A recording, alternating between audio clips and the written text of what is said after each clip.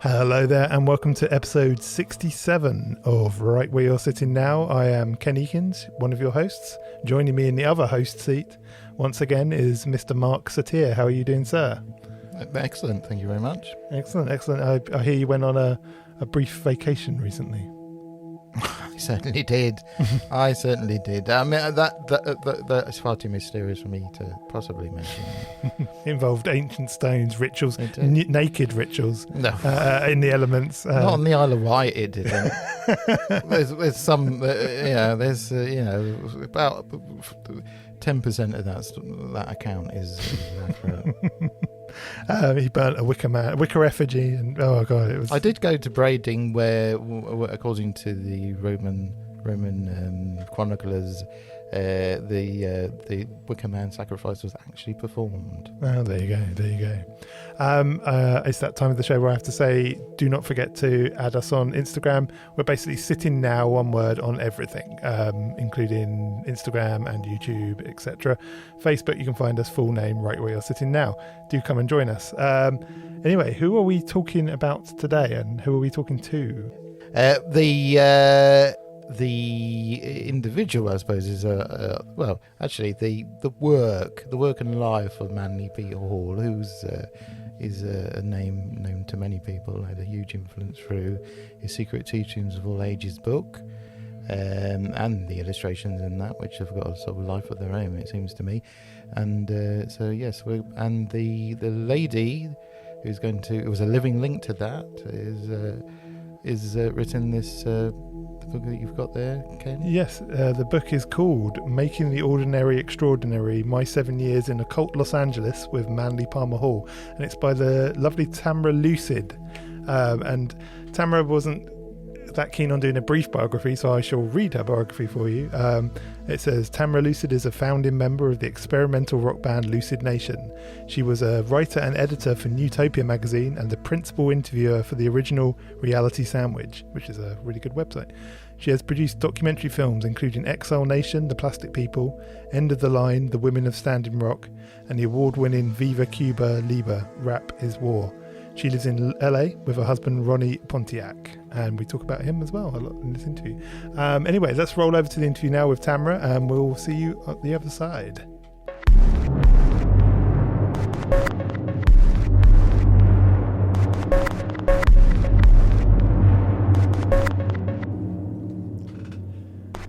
Hello, Tamra Lucid. Thank you so much for coming on the show. It's great to have you on, and you've just written a really interesting and great book that we've just been chatting about. Thank you very much. Yeah, it's great. It's great. So give us a little bit of a kind of background of your, what I think some people are going to know you as a musician, aren't they, rather than an author. Mm-hmm. So can you talk a little bit about your kind of musical background and kind of, I think, because in a way it kind of feeds into the book, doesn't it? Yes, it does. When I left PRS, we kind of kicked around. Also, when we left, Mr. Hall had suggested, go back where you came from, kids. And where we came from was music. So we went back there with all our metaphysical sensibilities, and in a completely, it was foreign to us. So our home had become very foreign. And we weren't sure how to do it, really. And our experiment was an experiment of two people, a couple, experimenting with the metaphysical teachings we had learned in the world of music. And the first thing we figured out is the musicians that were available at the time weren't the best quality people, and were not on the same page. And Ronnie did not want to do this kind of activity. He wanted it to be a partnership. So I suggested that if any of these guys can play guitar, I could learn to play guitar. And so we learned to play guitar together.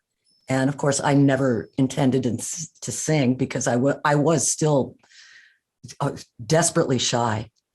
And speaking up had been a problem for me my whole life. And then at the end of PRS was why we left. And but this basically evolved into Lucid Nation, our band.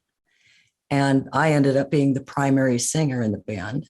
Not always, but the primary. And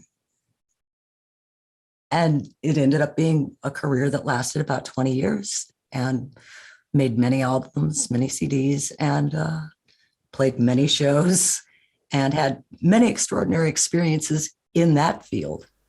And in the book, we should probably clarify, Ronnie is your partner of quite a long time now. Yes. Yeah, and but when in the book you describe when you met him, he was kind of into some quite dark kind of music, I guess. Evil anime character, yes. Yeah, let's talk a little bit because it's an interesting the way you kind of bumped into each other, and in fact let's talk a little bit because one thing I'm really interested in with LA culture is there's.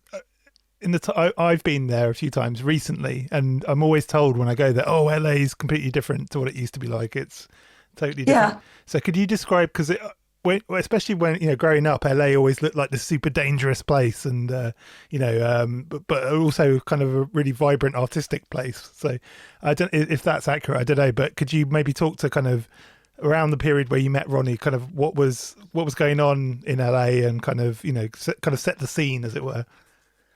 Well, let's see. Well, the time when we started the band, that was the heyday of hair metal. So Sunset Boulevard, the Rainbow Bar and Grill, the Roxy and the Whiskey, it was awash with puffy hair and stuff like that. And the tightest costumes you could possibly glue on or peel off. And so there was a lot of that. Now, prior to that, growing up and also just at the time that we started at PRS, LA is such a strange combination of things. Because it could be quite rural in the middle of the San Fernando Valley. It was almost like a frontier town. West Hollywood was very much like a frontier town, a little island unto itself. We weren't yet incorporated, we were an unincorporated little alcove. And so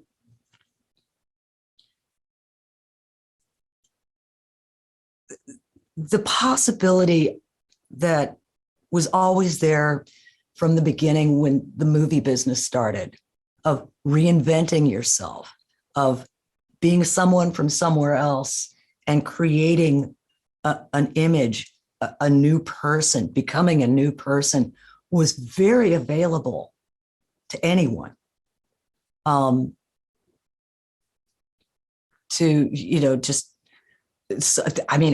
Rose did it in Welcome to the Jungle. You see him coming off the bus with a piece of straw in his mouth. And it was like that. Now, the funny thing is, 10 o'clock at night, all of a sudden it was silent.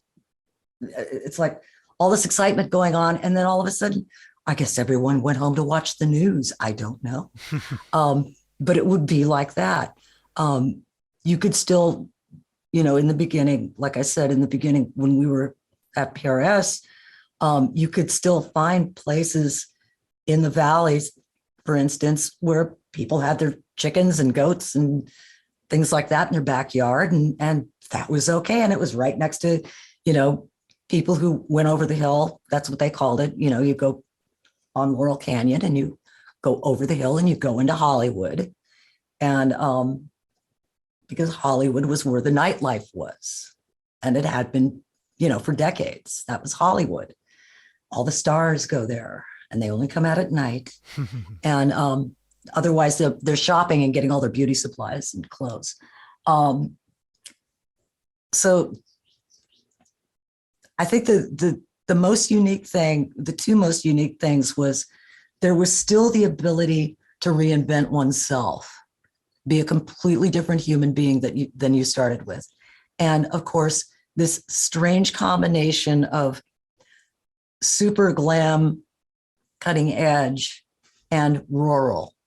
Yeah, it's kind of strange, isn't it? So what was the, obviously when I think of especially like occult history, LA pops up quite a lot, obviously with the OTO and, people like Jack Parsons were very active in that area, in California especially. But what was kind of, because what was it from your perspective? Did you see a big occult activity there at the time, or was it kind of very underground, or? It was, there were always palm readers and tarot readers and little storefronts, here and there, scattered, always a peppering of things like that. I was never particularly involved in anything like that. I found astrology fascinating, but I was also more of a history. I love mythology, things like that. I liked studying nature. Anything like that was utterly fascinating. There's another unique thing about LA is the way you could go from, the middle of the city or the valley and, pop on a freeway and you were in country. You were at the ocean, and it was beautiful and very underdeveloped. You could drive an hour and be in beautiful mountains, totally underdeveloped. Now that has all dramatically changed. Yeah, I was going to say, I went to Venice Beach when I was in LA last couple of times, and anything but underdeveloped. No, Yeah. no. Now my brother lived in Venice with his lover, and that it used to be, you could sit on the canals at night and, just talk and, maybe smoke a little or something like that. And it was completely safe. It was completely relaxed. This was back when Santa Monica was called the People's Republic of Santa Monica. All right. It was Jane Fonda was living there with Tom Hayden, and they must be commies. But it was a very much more relaxed. It almost seemed like celebrities then were more inclined to be, hey, I'm just, a regular person and I live in the area that I like. I like Santa Monica, or I like West Hollywood, or I like the Valley. And they were more inclined to be, but I'm still a householder. I'm still a regular person with a regular life. Whereas now it's very important to sustain that very glamorous, that very, you almost want to call it elite kind of presence now. Yeah, it certainly felt like that when I was there. I mean, I remember we thought it'd be funny, so we went on one of the tour buses. Oh, the tours? Yeah. And I really strongly remember we drove up one section where Johnny Depp lived, and he owned like the entire section pretty much, except for one house. Apparently, like there's like a whole kind of, it almost felt like a small village of houses, and yeah, it was crazy. It's like, yeah, and that sort of sense of kudos. I mean, you mentioned there, forgive my ignorance, but like those venues that you were familiar with. I mean, the whiskey a go go, is that am I right? Yeah. Yeah. So that's real kudos there. I mean, there's real characters involved with all that. Yeah. That Oh world. my goodness. That those locations and that world. Well, I mean, the Villanova, that's what the Rainbow was originally called. And they named it the Rainbow for Judy Garland after her death. Wasn't she proposed to there? Yes. That's right. Yes. Yeah. Minnelli proposed to her. Mm. But I mean, going there is not.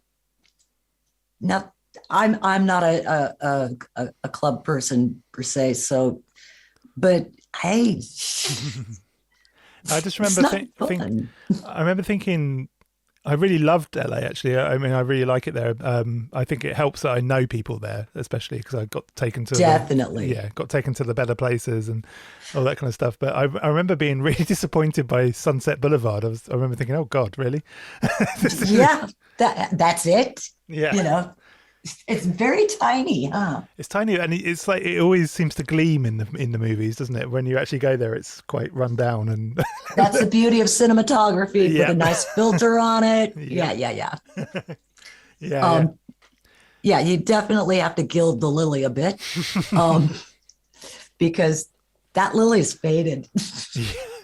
Yeah, no, it's but yeah, no, I am a fan of the area generally because I just I mean, I always remember listening to David Lynch is my favorite director, and I always remember listening to him talking about the place, and then I'd have friends come back and like, oh, LA's rubbish, and I was like, oh God, really? That's disappointing. But luckily, like I said, when I went there, I knew people there, so it was kind of I had the it's a typical city, isn't it? There is a lot of rubbish, but there is a lot of things that are beautiful about it. That's the paradox, you know. It's everything. And it definitely seems like a good home for Mr. Hall as well. It served him very nicely. Yeah. So well, Los Feliz is a lot more stately and quiet, though. It is a suburb, and it's got this. It still kind of has that kind of dreamy quality. I said in the book, it's like you look at those houses and you just think there had to be directors and all kinds of starlets and intriguing mystical types having seances and these beautiful Moroccan lamps glowing. And, you know, you just can imagine that. And I think that's part of the allure of LA is not only the ability that it provided to reimagine oneself, but the imagination that just the architecture brings to mind. It sparks the imagination. It makes the creative mind more active. Yeah, definitely. Yeah, I can definitely see that. So I think let's talk about, because obviously Ronnie plays quite a large part in your book. So let's talk a little bit, because I've really liked the story about how you guys met. So could you go into that for us? Well, it was a rainy April 1st. As all good stories start. Exactly. Yeah. So it's April Fool's Day, and I was at the club, dragged there by a friend, and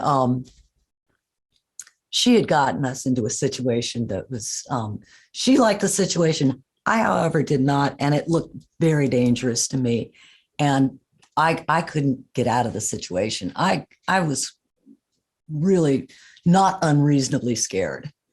So I saw Ronnie standing in the parking lot, and he was wearing all black, and he was smoking a black cigarette, and it was raining, and he was gazing upon the crowd with a lot of disdain. And so I started to walk up.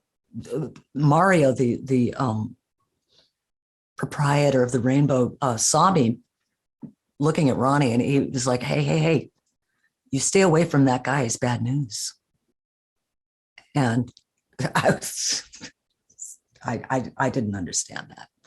I was like, Ronnie, that guy right over there with the black cigarette, that guy I can trust. So I proceeded to walk up to Ronnie and say, I'm in trouble. I need help. And will you help me? And he really looked perplexed. I think he was quite shocked that somebody had said that to him. And he was like, all right. And I explained the situation. And he's like, okay, let me go get my drummer. And yeah, we'll go with you. So he and his drummer went with me and made very sure that nothing bad happened, which it proceeded to, thanks to my friend. And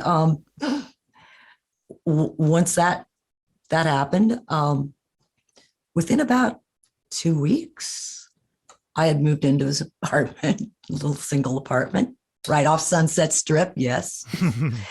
And like any good musician. And yeah, we started our partnership there. And so how did you, because you came across a copy of Mr. Hall's book, I'm just trying to recall the name, Secret Teaching of All Ages. And apparently it was a fairly pricey tome at the time. But what do you think, because it was Ronnie that was originally drawn to it, wasn't it? What do you think drew him to the book in particular? And like, what kind of effect did it have on the pair of you? Well, I think he was always attracted by that stuff, the occult, the mystical, the spiritual. And he was very well versed in history, which just kept me amused, still does. So he found the book and we had to put it on layaway because it was very expensive. I think it was $50. And so when we finally got to bring it home, we started to read it, and it was boggling, really mind-boggling, because of all the information. It truly is an encyclopedia of all things mystical, occult, spiritual, and historical, the history of the occult, history of the spiritual. And it was just, we'd take a chapter a day and just go through it. And it was wonderful, just opening up your mind, opening up your imagination, and also rather affirming as far as spiritual inclinations were concerned. So that was just a marvelous experience. And then, of course, we started discussing it with a friend of ours who was also kind of mystically inclined. And she mentioned that Mr. Hall actually was still alive, because I thought he was dead. That's the first thing out of my mouth was, well, this guy's great. How long's he been dead? And, you know, it's an old book. It's got to be an old writer, right? You know, so Ronnie was like, oh, it must have been a while. This is a 6th edition, you know. So he's probably been long gone for a long time. Well, of course, our friend, no. He's actually down in Los Feliz. He lectures every Sunday. You should go and check him out. He's wonderful. Me and my girlfriends were always trying to date him, which I was going to say, yes. I mean, absolutely. I mean, it is the definitive text, isn't it? Manny P. Hall's, but that's the book you associate with him more than anything. That's the yeah. And it was, like, as you say, it was originally published in 1928, I believe. And another thing is, what is so when I think of the book, I think immediately of the lavish illustrations. You could fall into them. They are so seductive. They are so they got evocative. Such a vibrant, exactly. They got wonderful vibrancy to them, and they have a real iconic sort of quality to them. They've almost like taken a life on of their own, haven't they? Because they've been so reproduced and so on. And they draw you in, they seduce you, and then it's a wonderful way of gaining access to that perspective on life. Also, just simply as a work of art. Absolutely. You know, it's so gorgeous. You know, there are those who, myself being one, who will look at a book and go, oh, this is the most beautiful creature. Look at it. Oh, the gilt, the this, the that, the pictures. You know, it's just. And it's just wonderful. And they're intriguing painting. They're intriguing images, and they they want you. They make you want to say, well, what is this all about? What exactly? What is in that? It's an absolute cliche that a picture paints 1,000 words or whatever. But but it's a cliche for a reason, a very good reason, and it makes you think, what is this about? And dig deeper into the text. Well, it invokes that curiosity, all the good stuff that makes your mind better.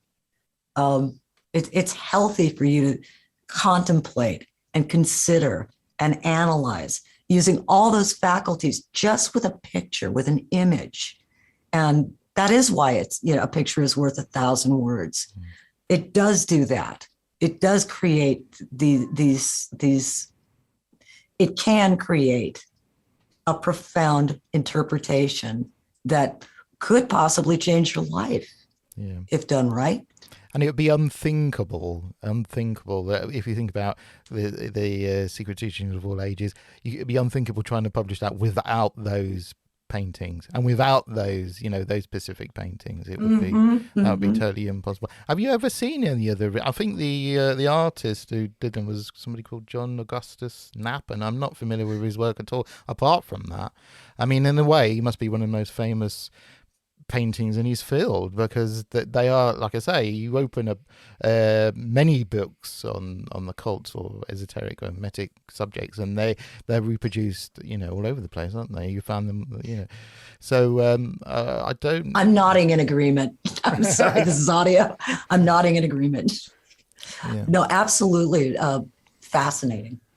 So I guess we should probably jump in here, and because we're saying terms like PRS and Mr. Hall and stuff. So who exactly is Manly Palmer Hall?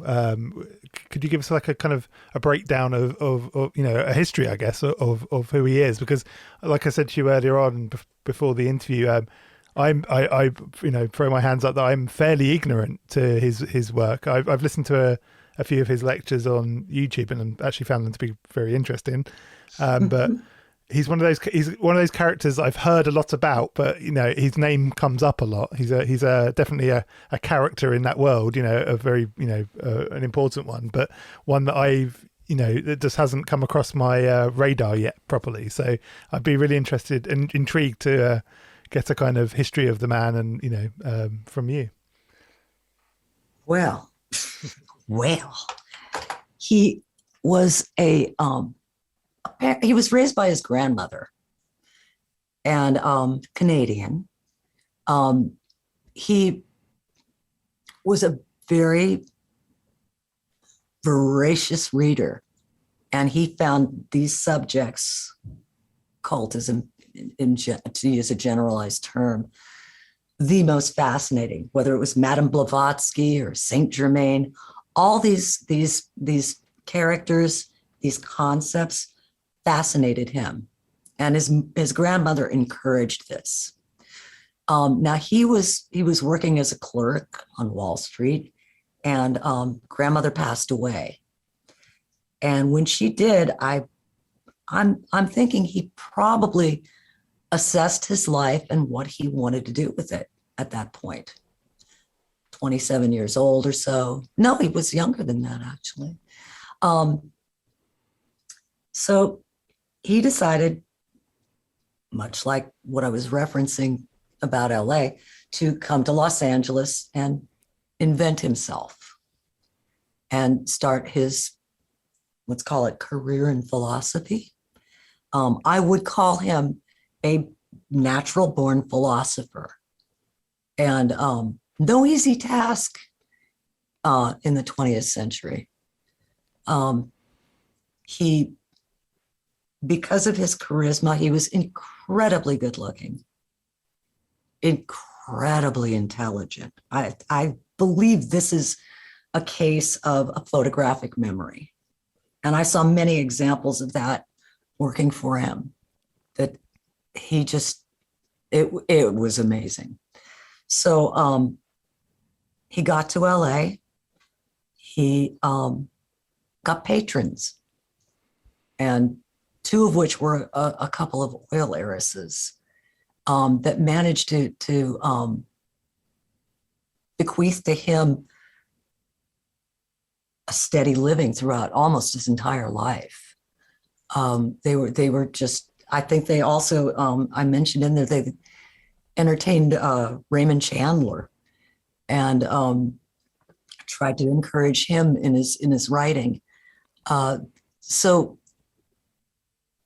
as Mr. Hall progressed, he started lecturing and giving talks and started counseling people and discussing mysticism and philosophy and Eastern traditions. And basically everybody loved him. He was a great guy. And so he decided, I should make a school, a philosophical school. And that's what PRS is. It's also PRS, Philosophical Research Society. It's also philosophy, religion, and science. And they built an auditorium and a gift store and a library, of course. Now, these patrons he would go out and collect books. Oftentimes, say, like after a war, those beautiful metaphysical books, those beautiful alchemical manuscripts, things like that, people weren't interested in that anymore. They were bought on the cheap, as it were. And, so he managed to amass a library that even now, it has been quite diminished. It is still a massive library filled with fantastic books. Probably worth some money as well. I mean, especially old occult fortune. Text. Yeah. No, his alchemical manuscripts and some of the first editions that he had a vault in his secretary's office, and the vault, oh my goodness, that's where a lot, the Getty Museum has a lot of the things that were in that vault.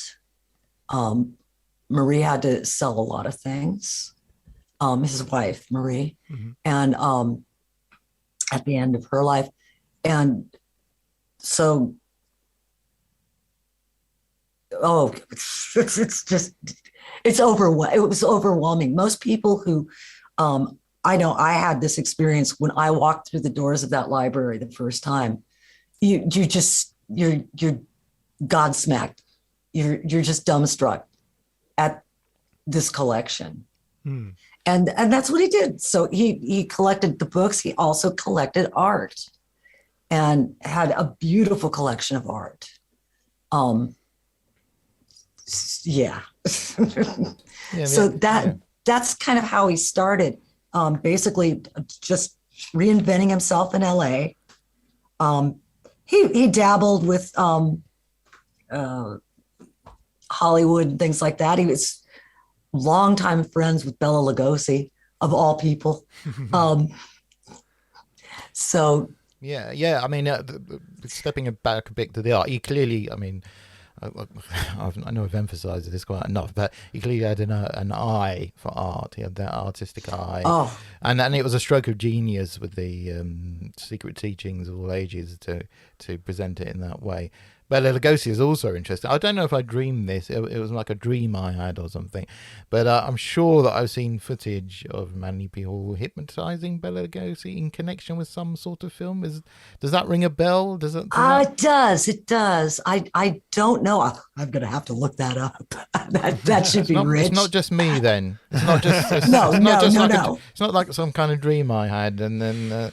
Okay then, and he also officiated as the person who married Bela Lugosi to his wife. Is that right? Yes, Hope.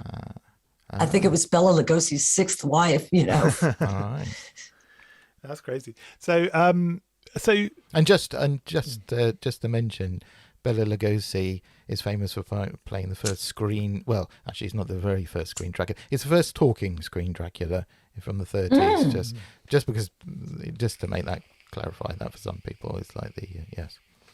Yeah. So at one point, I'm sure I read in your book at one point he was living in the Ennis house as well. Yes. Oh wow! Did you get to go there? Yeah. No. Oh. I would be a much older person if I had. Sure. No. But he tells a story about it was falling apart. The poor thing. I wonder how that poor little house is doing. Yeah. I hope they've restored it. I think they have. I mean, it's. I mean, for those who don't know, it's a Frank Lloyd Wright house. I'm a massive architecture nerd when it comes to Frank Lloyd Wright, but obviously it's very famous for being, they took imprints of the wall, didn't they, and used it as the Deckard's apartment in Blade Runner. It was House on House on Haunted Hill. Yeah, with Vincent Price. Yeah, with Vincent Price from the 50s. Was the 50s or 60s? 50s or 60s? I don't know. Yeah, it's a very sort of youthful looking Vincent Price. He was he was at his best. He was at his peak right there. Yeah, absolutely. It's also an interest. I've always thought this about the film, that in the House on the Haunted Hill, it's like the archetypal haunted house, and you think, I know exactly what they're gonna, what it's gonna look like, and they twist it. It's a very futuristic. I mean, for the time, especially for the time, it's a very. No, it's really clever. Yeah, it's a very clever twist. That that it's a very.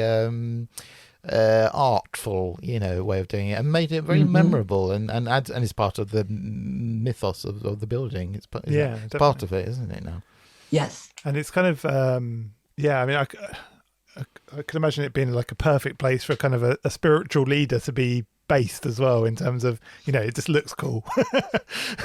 Well, setting is important. If you're going to have a seance, do it upright. There should be. It's all about the ambiance. You can have a party and everybody can show up, or you can make it an event. And there's theatrics involved. Also, that helps focus. You're sitting under a bunch of fluorescent lights with Formica tables and vending machines going off in the background. It's not going to be a great seance, but put some lights up, maybe tablecloth, something nice, maybe some incense. There, you might get something there. But you got to set the mood. Well, also as well, his interest in the building, again, it does it reaffirms again, if it were needed, not that it wasn't needed, the artist eye that many people clearly had. Yeah, definitely. A connoisseur. There you go. Yeah. So, very, very nice, refined taste. I mean, his home was like that. It's a beautiful home. It was subdued. It was comfortable. Everywhere was art. Just walking from the living room into the dining room, 2 giant bulldogs, just massive and gorgeous, stunning. But see, here's the clever thing about that detail, that love of art. He was an incredibly enthusiastic stamp collector. Yeah, my grandfather was as well. There you go. And there is a beauty to those stamps. There's an artistry to them. And he would just be delighted about stamp collecting. He could talk for hours about stamps. And also great at jokes. He loved being able to tell jokes.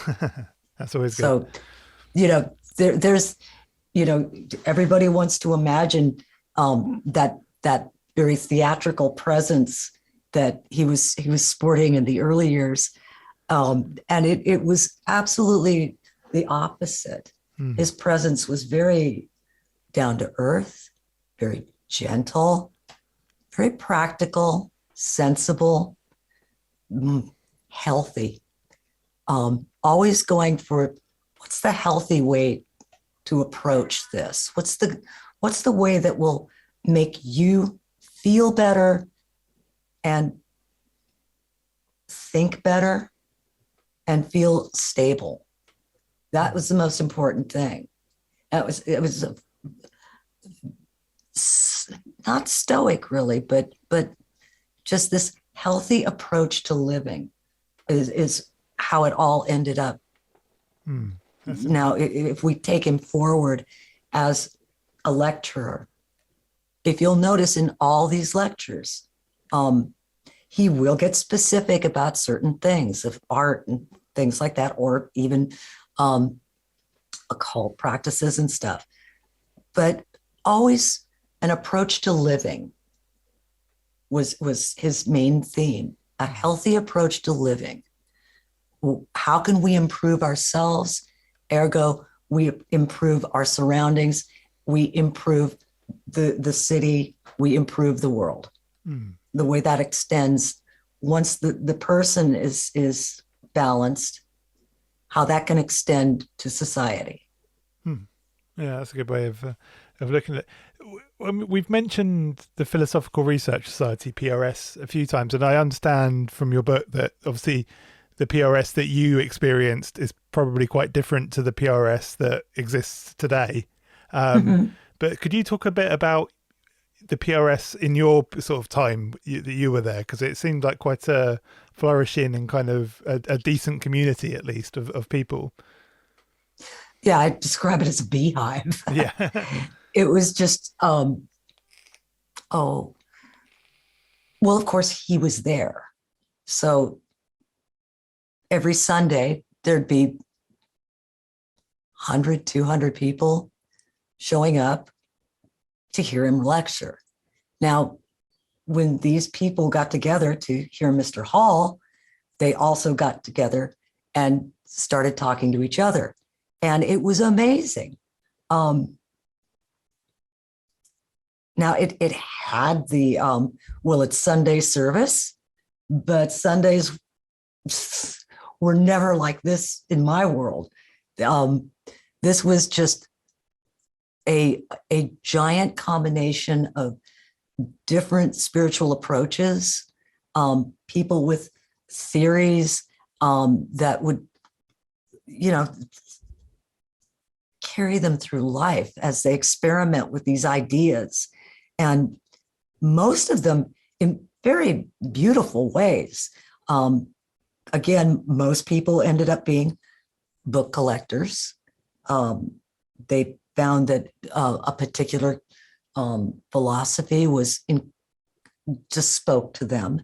And they would literally just converge on Sunday, listen to Mr. Hall, and then after the lecture, they would just start talking. And they, like I described, like bees telling other bees where the best flowers are. And it was literally like that. The people who worked there were all experts in their particular field: astrologers, philosophers, poets, mystics, of course, some occultists. It was just a beautiful, beautiful melting pot of interesting ideas. And it was just so open and available that even, scruffy street kids like us could come in there and end up working with Mr. Hall. That was amazing and quite unexpected. And yet it was so available. Let's talk a bit about that. So how did you end up, meeting Mr. Hall, and kind of, could you describe your first experience with the PRS and, how you ended up there and, and then what happened after that? Because obviously, as you said, you ended up working there.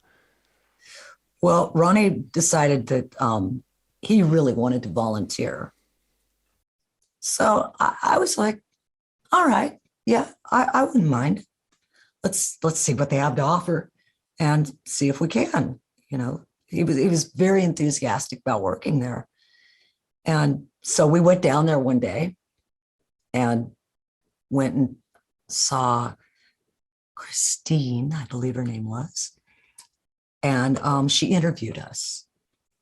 And the interview went well for me because I had skills as far as business machines, typing, filing, all these experiences, at jobs I'd had before. And she, looked over at Ronnie. What, do you know any languages? Just out of, she was looking for something that Ronnie could do. And he went, well, yeah, I know several that were spoken in my house, and I can, with a dictionary, I can figure most languages out. All right, well, okay. Well, the next day we get a phone call, and it's PRS calling saying, hey, Tamra, we like those filing, typing skills of yours a lot. Would you like to come down and work, in the office, back office? And I was like, maybe. And anything for Ronnie? Oh, we're still looking around. Okay. Well, Ronnie the enthusiasm dropped because, oh, great. You get to work at PRS, and I'm going to be sitting here with cats and nothing to do. That's real fun. And so I was like, yeah, well, you know what? I don't like doing typing and filing and business machines very much either. So maybe not. And well, next day we get a phone call. It's PRS, and Ronnie's like, and I'm like, myself. But the phone call's for Ronnie. And we were both kind of surprised, and I hand the phone over. We need you to come down and have an appointment with Mr. Hall. He'd like to speak to you. And we were both stunned. Okay, get to meet the big fella himself, really? So Ronnie and I went there, and I got acquainted with some of the workings of the office, and Ronnie had a meeting with Mr. Hall. Now, poor Ronnie walks into the office, and he's it's Mr. Hall, and the first thing, and there is a phalanx of women standing there, and they all look pretty serious. And as Ronnie walks in, Mr. Hall greets him and says, sit down and make yourself miserable. So Ronnie sits in the chair next to the desk, and Mr. Hall starts asking him a few questions like, I hear you speak languages. Yeah, well, I've had these languages growing up. And he said, so can you read them? And well, yeah, I might need a dictionary, but yeah, I can get through them. Really? And then he slides over this giant stack of papers, and he says, this is a galley. This is my alchemical bibliography. I'd like you to do the editing. Now, Ronnie was not at all comfortable with this.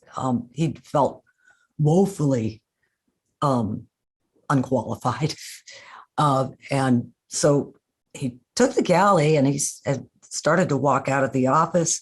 And at that point, as he walked out of the office, the vice president, Pat Irvin, she promptly grabbed the galley and said, no. And he went, thank you. Okay, I'm really not qualified. You're right. Yeah. And she grabbed the galley and walked away. And so Ronnie comes, and we hook up again that afternoon, and we're leaving, and I'm like, you got to meet him? And yes, he's wonderful.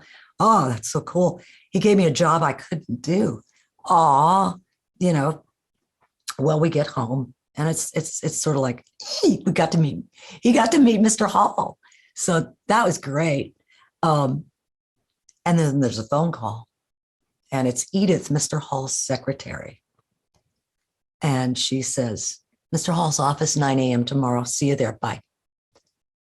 And we didn't get it. He was kind of stunned. I was kind of stunned. And I said, well, I guess I'm working another day in the filing cabinet. So Ronnie went for his appointment. This time it was only Edith in the office, maybe Pearl. And Mr. Hall had the galley on the corner of his desk again.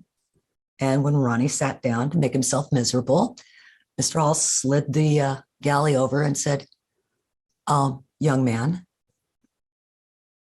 I want you to edit the alchemical bibliography. You only answer to me. If someone tries to take it away from you, you tell me. And that was that. And Ronnie still tried to get out of it. He was like, well, look, I don't know about alchemy. I don't know about bibliographies. I can only read these languages with dictionaries. And he said, that's fine. I'll guide you through it. And I'll check your work every step of the way. You'll be fine. Just go ahead. You get to edit this. So Ronnie went to collect me because he had gotten his walking papers, and I was in the office, and he said, okay, we're going home now, but we have to stop off and get a German dictionary and a French dictionary, a Latin dictionary. Also, we're going to need some books on alchemy. And that's what started his job at the PRS and mine as well. So I stayed I had fun being in the office. That was, nice and quiet. And I could, chat with everybody who came through there. Very nice place to be. And that's where I learned so much about the different people and how they had come to PRS, because everyone who worked there had started off as a volunteer, who had heard him lecture, Mr. Hall lecture, and just really loved the whole feel of the place and what Mr. Hall had to offer. And, so some people had been working there 30 years, 20 years. And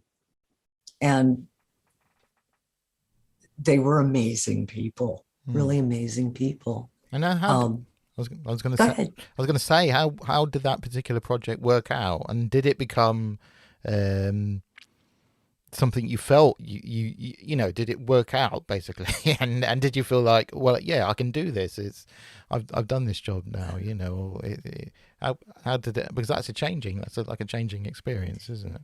For Ronnie, it was bittersweet, and it was kind of difficult because he felt that the original editor had done all the work and should have been credited.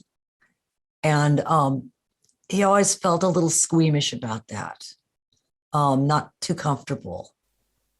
And he was sort of like, Mr. Hall kind of put me in a bad place there. Yeah, because he kind of challenged it. He challenged Mr. Hall, didn't he? With He just didn't feel the ethics of it bothered him.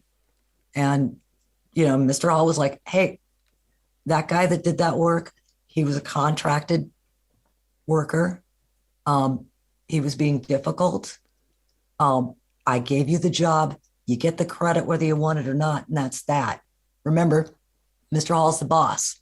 So it was kind of like that. However, it of course it was, marvelous intellectually and educationally for Ronnie. It's a nice job to have. One thing I was particularly... And he got to... Oh, go on, sorry. He got to work with Mr. Hall every day. That's how the working relationship developed into what it became, which was more sort of a personal assistant kind of thing, where Ronnie would read letters, the correspondence that would come in. People wanted to meet Mr. Hall and things like that. And that's how I ended up being a screener. Was Ronnie was doing a lot of that correspondence work, but then there were also people who wanted a one-on-one meeting with Mr. Hall, and that sometimes it wasn't really necessary. Plus, Mr. Hall was in his 80s. We didn't want to take up too much of his time, and certain situations was simply, better done through correspondence. You know, if you could tell somebody, maybe you should try this instead of, you don't need a meeting with me. You actually need to, you know, read this book or try studying this philosophy. That seems like what you need. Or just the outright no. Now,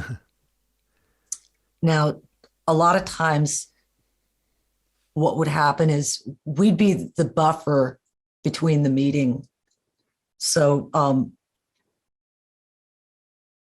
Ron, I was in the office with Ronnie when Mr. Hall said, look, this person wants to meet me. I'd like for you to go and have a conversation with them, see what's going on there, see if it's worth a personal meeting, basically. And, you know, I'm standing there, I'm looking at the altar, you know, looking at the art and stuff like that. And he said, take her with you. And I'm like, turn around. He's like, tell me what you see. Okay. So we proceed to do that. And, you know, like, I think the first one was the time I said, you know, so Ronnie's going, this person is pretty good. Maybe they benefit from a meeting with you, et cetera, et cetera. And he went, okay. And he looks at me, well, what did you see? And I wouldn't let that guy feed my cat. You know, I don't think so. And Mr. Hall, of course, thought that was funny. And it's like, okay, so I'll make up my mind from there. And that's how it started. But after a while, I was the one that Mr. Hall always went, what did you see? Well, I saw this and that and this. Okay. And that led all the way to Fritz. Yeah, well, we'll come to Fritz a little bit later. One thing I was saying earlier, one thing I was quite jealous of actually when reading your book was you, one of the ladies that worked at the PRS used to be a book dealer. Yeah, and Edith. Yeah, and you got amazing access to some quite juicy text by the sounds of things at a very, very affordable price, which these days is you know, not impossible. Yeah, basically. Thanks a lot, eBay.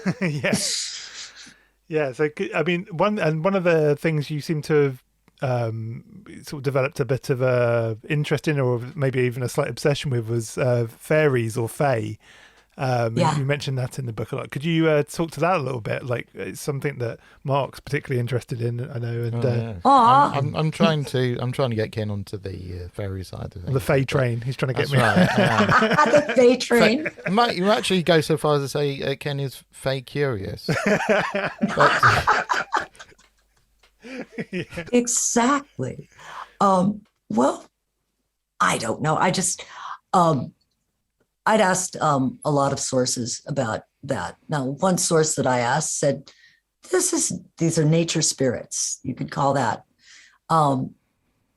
It is, I think they are energetic forces. And probably something that we naturally saw back in the day before we got all our mental development kicked in. This is often what people say, you know, cats are looking at, or the dog is, why is the dog staring at that corner? Well, it could be your Aunt Tilly. It could be a fairy.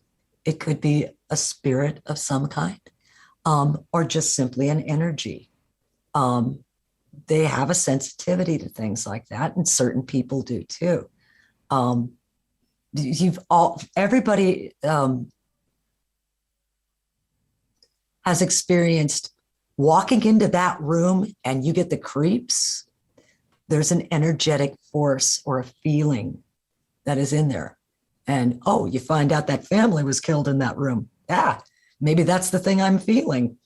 Now, is that simply your mind actually knew that? It was somewhere in your unconscious. You already knew that thing had happened there, and that's why you got the creepy feeling? Or do you actually feel an energetic force? Now that all, again, this is all comes back to nature spirits. The belief that rocks and even inanimate objects have a spirit, have a energetic component to them. Yeah, I mean, sorry. Go ahead. I was going to say, like in theosophy, obviously, Mani Bihor was involved, you know, had antecedents, and that was very much, you know, part of that sort of that sort of philosophical perspective. Is, you know, they the sort of their view sort of the Fae elementals, as I would call them, as, you know, they base very a lot on the ideas of Paracelsus. And Paracelsus, as an alchemist, he travelled all over Europe, and he gathered up all bits and bobs of lore information, and the famous sort of classical definitions of undines and salamanders and sylphs and gnomes all originate with Paracelsus's work, and before that, the sort of the ancient Greek philosophers divided the universe up into the four elements, which you know, like, as Jung points out, I mean, if you look at Jung and his idea of archetypes, they're very much part of his. Although we don't perhaps take them literally, or maybe you could in some ways, but it's an idea which is filtered down into psychology and into art and to every area of life, and it's still with us in lots of ways. And I suppose there's also the sort of you know, the early expressions of reverence is of religion.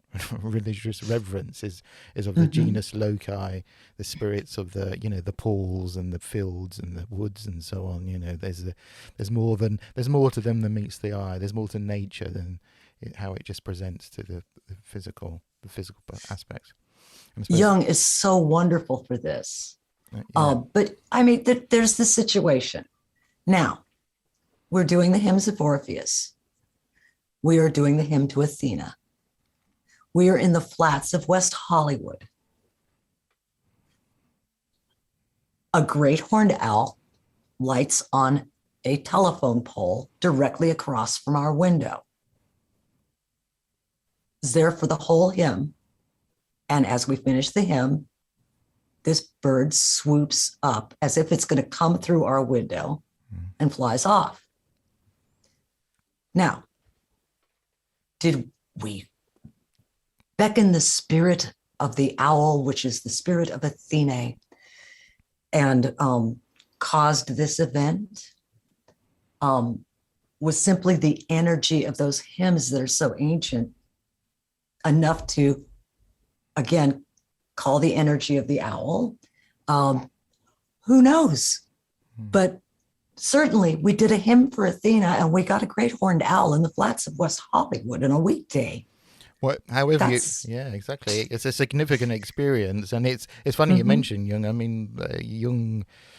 What gave him the kernel of the idea was he was talking to one of his patients about their dreams, and they were describing the scarab beetle from Egypt, and as they were talking, there was a tapping at the window, and when Jung turned round, it turned out to be there was a huge beetle sort of trying to get into the, you know, knocking itself against the glass, which was the closest you could get to a scarab beetle, probably in the same sort of phylum as the scarab, the classical scarab from ancient Egypt. And that, for what it's worth, that gave him the idea of the kernel of the idea of what he called synchronicities. And, you know, are they coincidences or are they coincidences? And yeah, so yeah. And it's a fascinating study. And look, when you go through that, when you consider the Jungian perspective, look at the amount of learning that you get from that, the understanding of self and the understanding of the external world as it relates to the self. It's an amazing study. That's a lifetime of interest. And I think that's one of the things that Mr. Hall suggested throughout his career was, take these insights and use them to your advantage so that not only you become a better person, it enriches the world around you as a much more, I don't want to use the word loving, but accepting thing. Instead of a great out there that's almost at odds with your existence, now you're in harmony with the external world instead of at odds. And it makes for a better life and such an enriching life. And think of how many people you encourage with these kind of insights that you have about yourself, or how the self is affected by the externals. You could help so many other people with that. Yeah, that's definitely true. So you mentioned a character called Fritz earlier, and I think we should probably just, I mean, it's on the cover of the book, but you knew Mr. Hall for about 7 years, and I'm assuming these are the final 7 years of his life. So could you talk about maybe, the last, his kind of passing and, his final years, I suppose, and how Fritz comes into play? Well, let's see. He lived, I believe, till 1990. And I think we left in 87. So he lived a few more years. I should ask, actually, sorry, why did you leave the PRS? That's probably something we should bring in quickly before. It was Fritz's fault. Okay, so let's talk about Fritz and why you left then. I think that's probably a better way of coming into this because okay, let's do that. Sorry. So, as screeners, we were told to go see this kind of new age guru type man with a very large following. He wanted to have an in-person with Mr. Hall. So we went to see him lecture, this man lecture. And right away, I was very disturbed by the conformity and almost robotic behavior of the people involved. They all dressed the same. They all had the same haircut, male and female. It just came across a little odd. And when we got to this lecture, it was in a Quonset hut out in a field, open field. But a lot of nice cars in the parking lot. So we were listening to his lecture, and at the very beginning of the lecture, there was this little scrub jay that popped in, and he popped in and squawked and then flew out. Well, the devotees that were there to hear the lecture all acted as if this bird had been drawn in by the great purity of this guru. And I know scrub jays. I grew up here. That bird was looking for a treat. He was used to getting his treat at a certain time. He popped in, didn't get his treat, squawked, took off. But you couldn't tell that to the followers at all. And I didn't dare. So anyway, the lecture went on. It was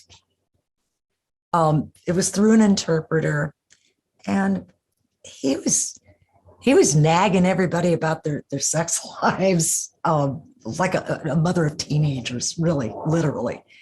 And it was sort of like, geez, I'm not feeling this guy very much. So Ronnie and I and our friend, we all got up to leave, and one of the people that was trying to wrangle us as representatives of PRS was like, where are you going? It was like, we're leaving. She was having none of it. The conversation ended with, maybe we'll come back, okay? And she was just aghast at our oafishness and said, well, I hope so for your sake. And we ran out of there like we were on fire. It was just, let's get out. Well, we came back and told Mr. Hall. Well, Ronnie was sort of forgiving. He was like, well, he didn't give that great a lecture. And but there were a lot of nice cars in the parking lot. I think he's got a very high-end clientele. And, you know, it's not like PRS where everybody's just sort of like normal. But, you know, maybe that would be good. Maybe they'd like your particular style. Maybe we could get some of the crowd to come in, and that would be nice for PRS, and they'd probably benefit from it. And I just shook my head the whole time. I was like, no. I don't like this guy. And I just frankly said to Mr. Hall, it's like a cult.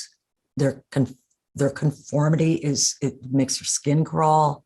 They're like robots. I don't like the guy. I didn't like what he was saying at all. And I was like, okay. Well, then we get we want you to screen somebody. Apparently somebody from his group wanted to, you know, break away and wanted to volunteer at PRS. Well, we went into the library.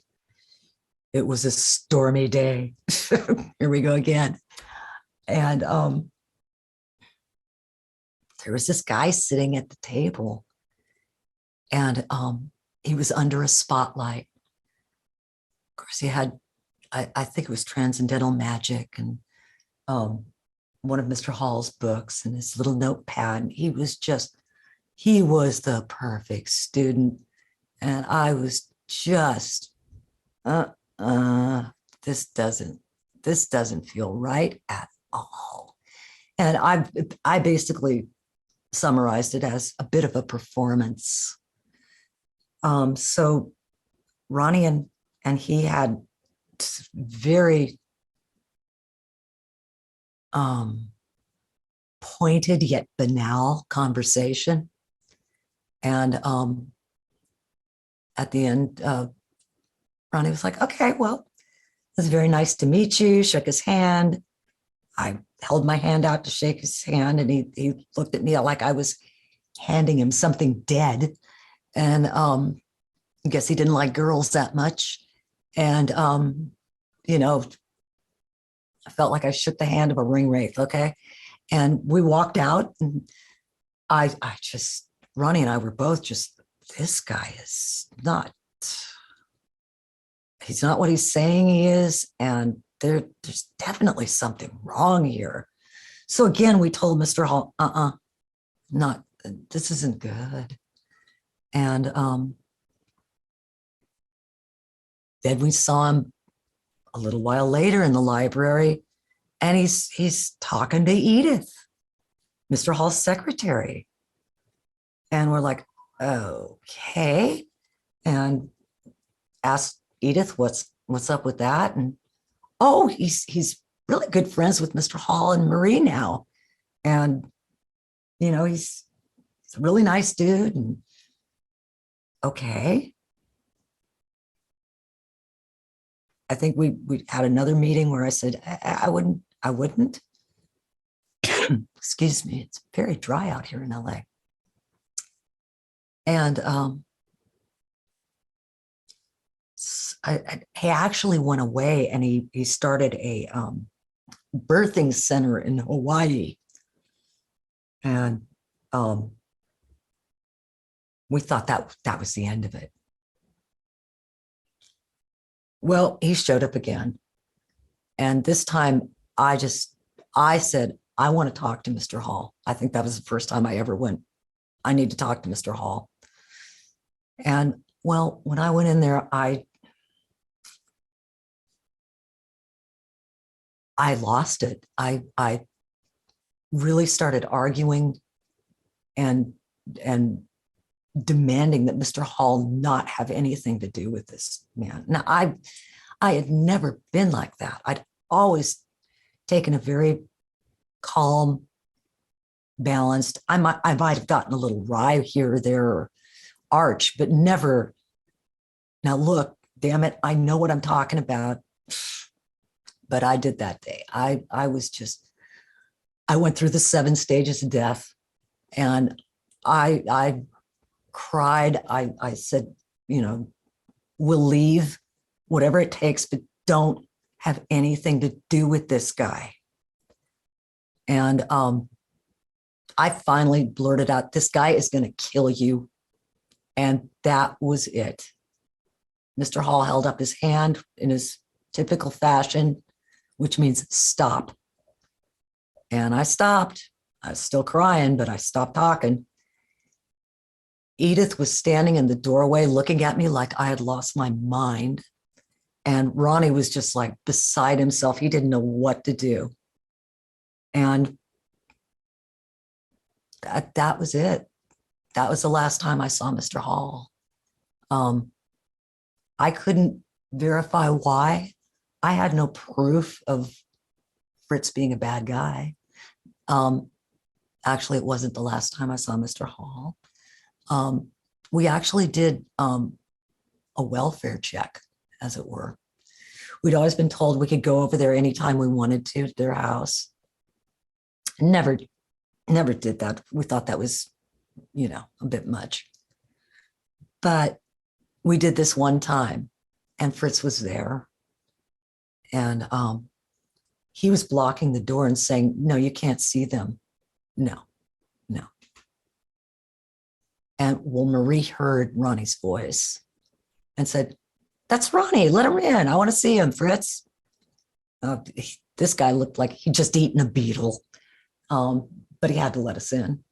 And we had a nice talk, and everything seemed okay. Mr. Hall seemed alert and rosy, and everything's good. And, of course, Marie was like, oh, Fritz gets my work. He's going to give me a computer and teach me how to use it. And he's got assistants for me. Everything Marie could want. And I remember, when he let us out, we went to walk to our car, and I turned around and looked, and I saw him in the big picture window at the front of the living room, where the living room was. And he really did look like Norman Bates. I was like, I said to Ronnie, they look okay, but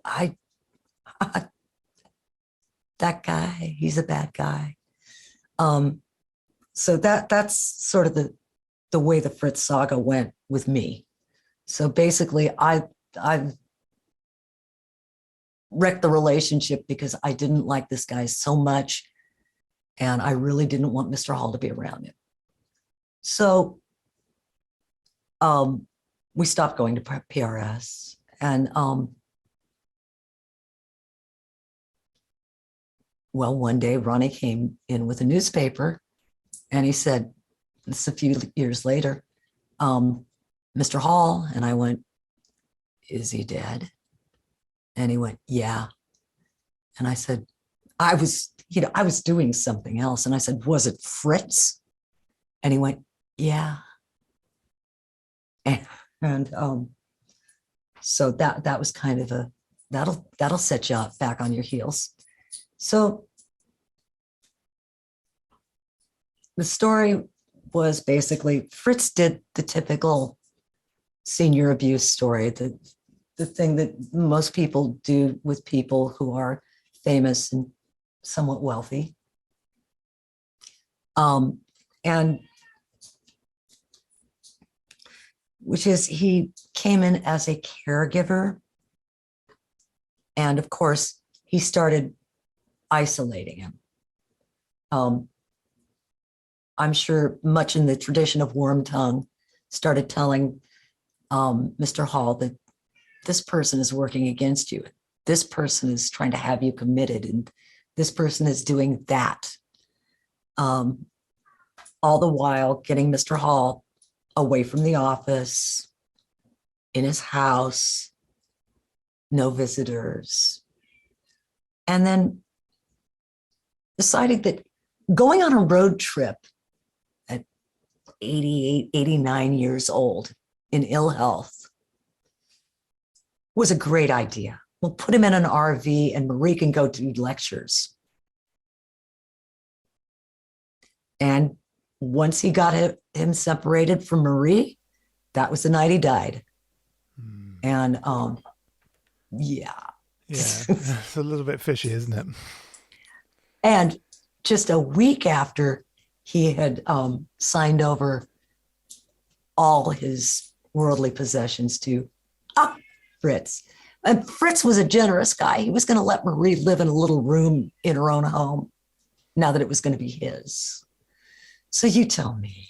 I think even the judge in the case said, this is so egregious. This is so obvious. Fortunately, Fritz died before he could enjoy the benefits of all his ill-gotten gains. Well, there's what's the word I'm looking for? There's an element of karma there, by the sounds of things. Yeah, it's a tragic thing. I mean, it's such a tragic ending, and it's. But is it? My question. I questioned this in the book. Maybe Mr. Hall knew. Maybe he found out when he was too weak physically and mentally to do anything about it, and knew that this. He referenced he referenced Fritz as the Lord High Executioner.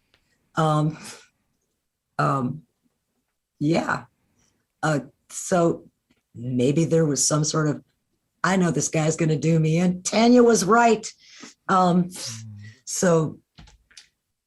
Yeah, and there's a vindication in the fact that, that it's not. I mean, it's not just you.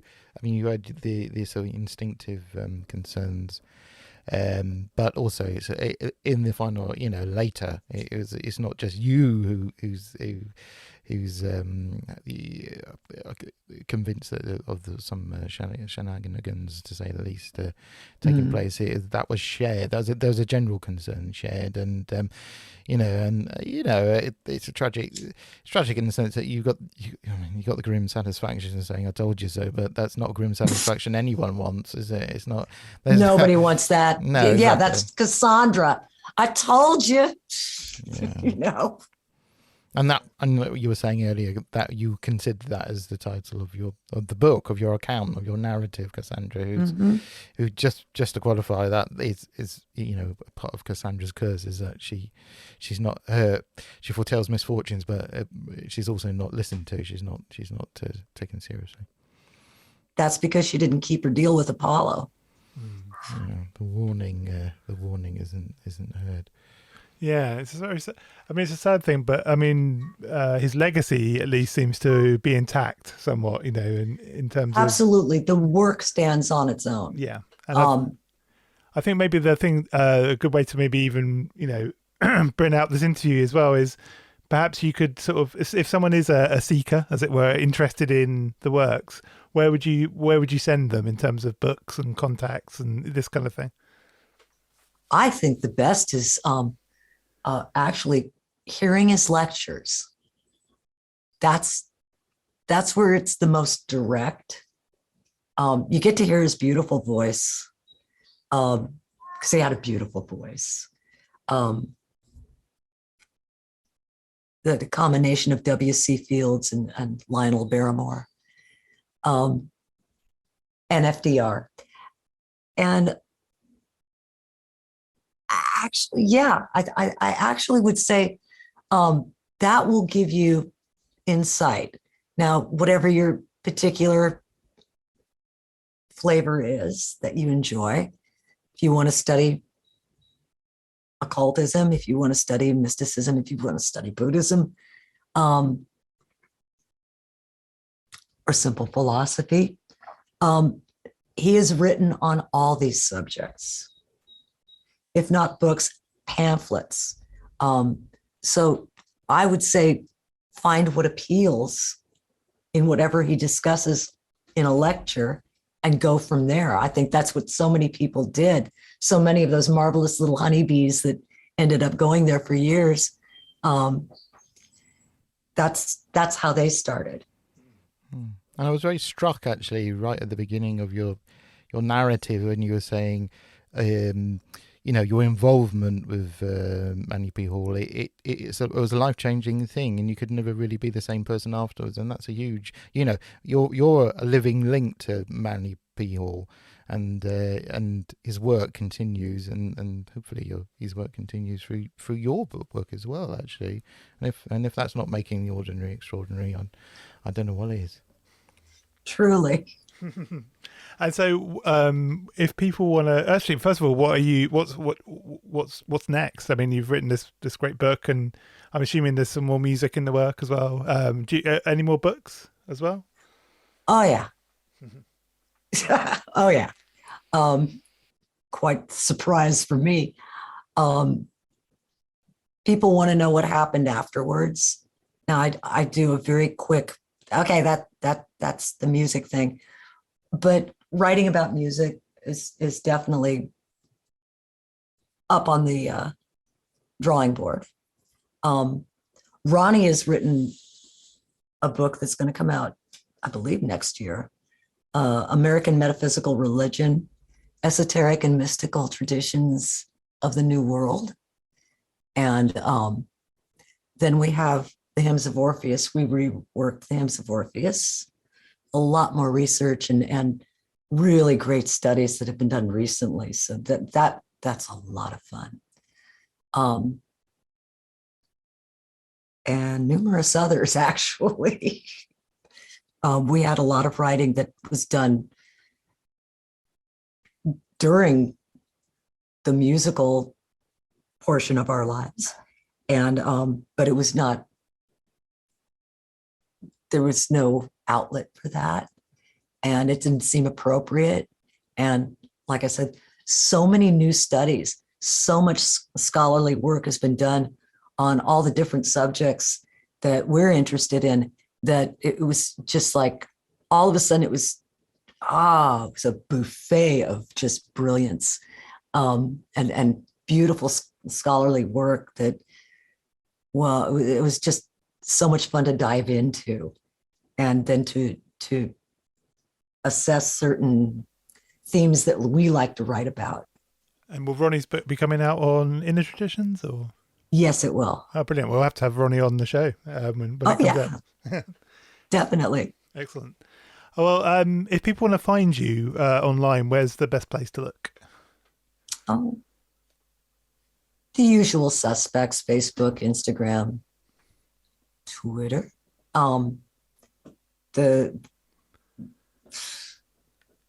It's pretty much everywhere. Excellent. Well, thank you so much for giving us so much of your time. I really appreciate it. And yeah, it's been, it's an interesting story, and I really do recommend people check out the book, because I found it was a fun book to read as well, which, like I was saying to you before the interview, is quite rare in this field. These books are usually very densely packed, and expect the reader to have a vast knowledge of certain things, and it can get a bit tiring actually. So to have a book come along that's like entertaining and but also informative, it's a breath of fresh air, actually. Oh, thank you so much. Excellent. It's been so much fun talking to both of you. Oh, brilliant. Thank you so much.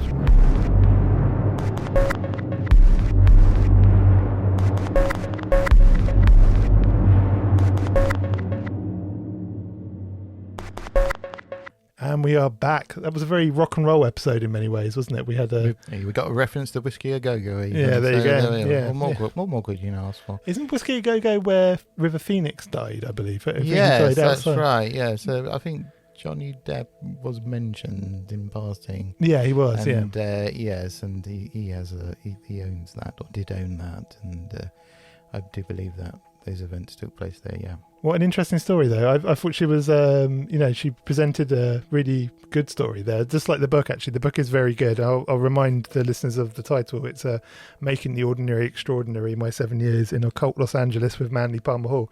It's actually a really interesting read, and very much like the interviewee. It's very kind of comprehensive, but at the same time very approachable. But what were your thoughts on? And a living link, in the story of Manly P. Hall. I mean, he's influenced lots of different people, and his work has sort of touched lots of people's lives in all sorts of different ways, the lady in question is a part of that chain of initiates, if you put it in that formal sense. Yeah. What did you make of her? Her story. It was kind of interesting, wasn't it? Yeah, absolutely. And there's an authenticity to her account, isn't there? And a passion to it, as you mentioned yourself. Yeah, definitely. I think if you want, because as I say in the interview, I came into this with a fairly, as a bit of a noob when it came to Manly P. Hall, Palmer Hall rather, sorry. And as part of my research, I did go on. If you search for him on YouTube, you will find there's a comprehensive amount of his lectures available online, which is great if you're interested in following up on his work, or because some of it is really interesting. He like Mark said, he was a real character and a real an influential figure in a way, wasn't he? He was absolutely, yeah, he was absolutely a great popularizer in the sense that he sort of introduced people to lots of esoteric concepts, mysticism and so on, and wrote quite a lot on Freemasonry, which we didn't mention, but anyways, that's all. We just did a whole show on that. We don't need to do that again. Well, it pops up. It's part of our oeuvre. Yeah, exactly. Anyway, so as I said earlier, do link up with us on social media at SittingNow on most platforms, and then full name right where you're sitting now on Facebook. We always like to hear from people. Give us suggestions, tell us you hate us, we don't really mind, just contact us in some form. We do enjoy interaction, and we will be back next week, and we're not sure who with yet, but we'll see you there.